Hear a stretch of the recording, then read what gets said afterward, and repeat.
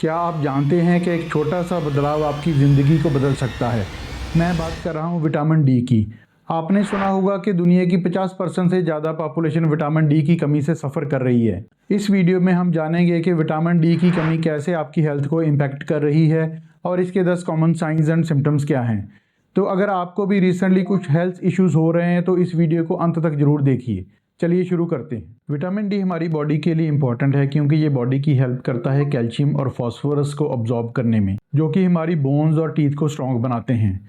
साथ ही ये हमारे इम्यून सिस्टम को रेगुलेट करता है और हमारे मूड को बूस्ट करता है। लेकिन जब बॉडी में विटामिन डी की कमी होती है तो कई फंक्शंस डिस्टर्ब हो जाते हैं और इसकी कमी के साइंस हमें देखने को मिलते हैं। चलिए इन साइंस को डिटेल में समझते हैं और जानते हैं ये क्यों होते हैं। Number 1 is bone pen and weakness. Vitamin D की कमी होने से आपकी बॉडी कैल्शियम को अच्छी तरह से अब्जॉर्ब नहीं कर पाती, क्योंकि कैल्शियम बोन्स के लिए बहुत जरूरी होता है। इसकी कमी से आपकी बोन्स वीक होने लगती हैं और उनमें दर्द हो सकता है। यह पेन लोअर बैक, हिप्स और लेग्स में ज़्यादा होता है क्योंकि ये बॉडी के वेट बेयरिंग पार्ट्स होते हैं। विटामिन डी बोन मेटाबॉलिज्म में हेल्प करता है और इसकी कमी से बोन सॉफ्ट और फ्रेजाइल होने लगती हैं। कैल्शियम का अब्जॉर्प्शन विटामिन डी पे डिपेंड करता है। जब विटामिन डी की कमी होती है तो इंटेस्टाइन से कैल्शियम अब्जॉर्प्शन कम हो जाती है, जिसका डायरेक्ट इम्पैक्ट बोन्स पर पड़ता है और उसकी वजह से सॉफ्टनिंग ऑफ बोन या ऑस्टियोमलेशिया हो सकता है, जो कि बोन पेन का कारण बनता है। नंबर 2, बार बार बीमार पड़ना। अगर आपको फ्रीक्वेंट इन्फेक्शन जैसे कि कोल्ड एंड फ्लू हो रहे हैं तो हो सकता है आपका इम्यून सिस्टम वीक हो गया है, जिसके पीछे एक मेजर कारण विटामिन डी की डेफिशिएंसी हो सकती है। विटामिन डी आपके इम्यून सेल्स को एक्टिवेट करता है जो कि इन्फेक्शन से लड़ते हैं।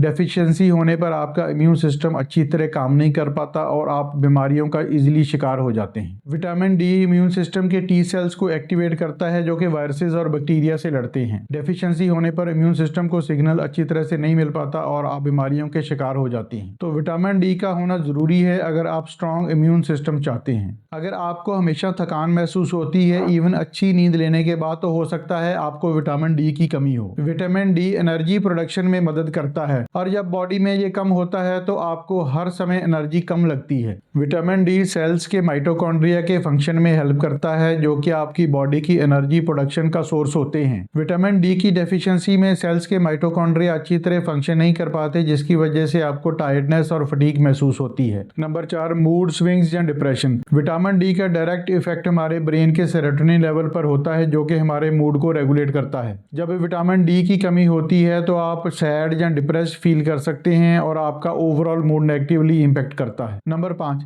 जख्मों के हील होने में ज़्यादा टाइम लगना।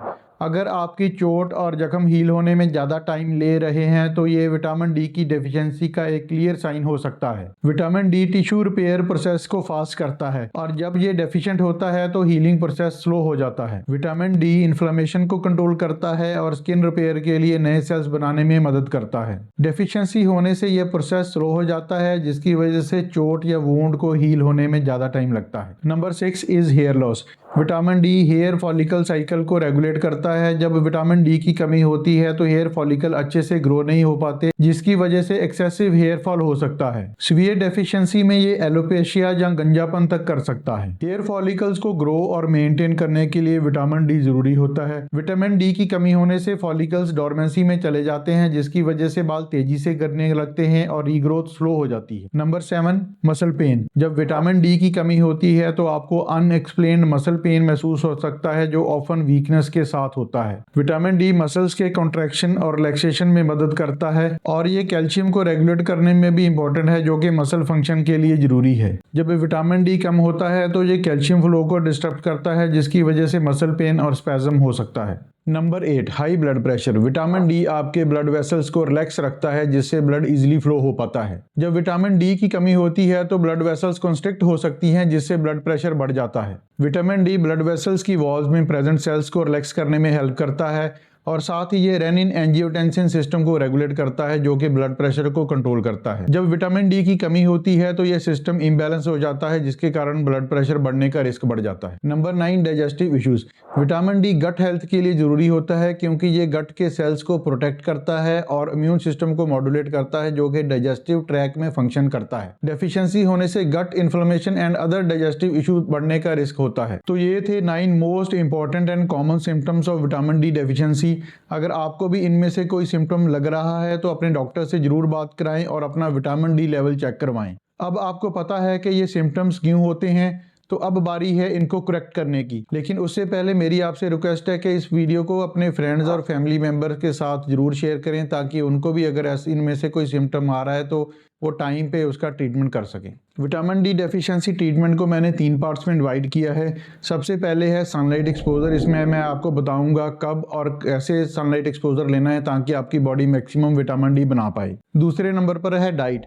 इसमें मैं बताऊंगा कि आपको कौन कौन सी फूड आइटम्स कंज्यूम करनी है ताकि आपकी बॉडी को एप्रोप्रिएट अमाउंट में विटामिन डी मिल सके। तीसरे नंबर पर है विटामिन डी सप्लीमेंट। इसमें डिटेल में बताऊंगा कि सप्लीमेंट कैसे और कब लेने हैं ताकि आपकी जो डेफिशिएंसी है जल्दी रिकवर हो पाए और आगे से आपकी बॉडी को विटामिन डी की डेफिशिएंसी ना झेलनी पड़े। तो विटामिन डी बनाने का सबसे नेचुरल और इफेक्टिव तरीका है एक्सपोजर टू सनलाइट, क्योंकि जब आपकी स्किन सनलाइट को एक्सपोज होती है तो वो विटामिन डी बनाती है।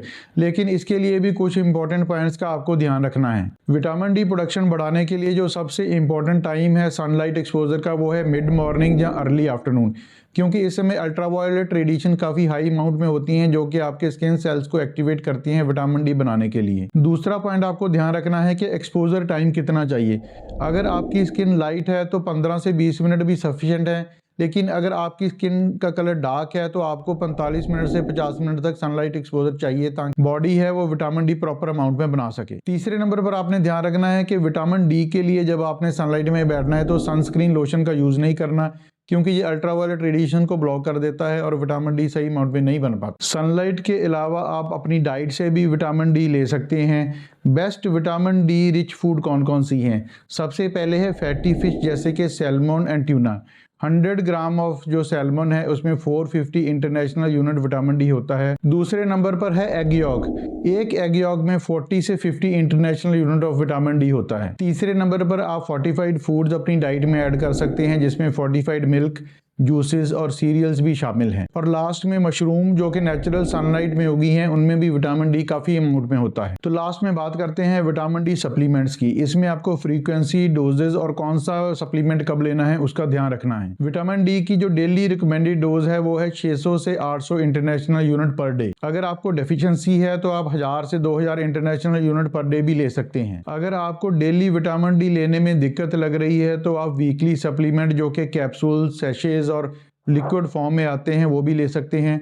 उसमें 60,000 international unit of vitamin D होता है जिसको आप 8 से 10 हफ्तों तक ले तो आपका विटामिन डी नॉर्मल लेवल में मेंटेन हो जाएगा। अगर आपका विटामिन डी बहुत ही ज़्यादा लो है तो आप इंजेक्शन फॉर्म में भी विटामिन डी सप्लीमेंट ले सकते हैं, लेकिन उसके लिए आपको regular vitamin D level check करवाना पड़ेगा क्योंकि उससे टॉक्सिसिटी के चांसेस भी ज़्यादा होते हैं। तो दोस्तों ये थी विटामिन डी के बारे में कंप्लीट इन्फॉर्मेशन। अगर आप इन स्टेप्स को अच्छी तरह फॉलो करेंगे और उनका ध्यान रखेंगे तो आपको विटामिन डी डेफिशिएंसी नहीं होगी और आप काफ़ी सारी जो सिम्टम्स और दिक्कतें विटामिन डी की कमी से आते हैं उनसे बच सकते हैं। अगर आपको कोई भी क्वेश्चन या डाउट है विटामिन डी डेफिशिएंसी या उसके सप्लीमेंट्स के बारे में तो आप मुझे कमेंट्स में पूछ सकते हैं, मैं उसका जवाब जरूर दूंगा।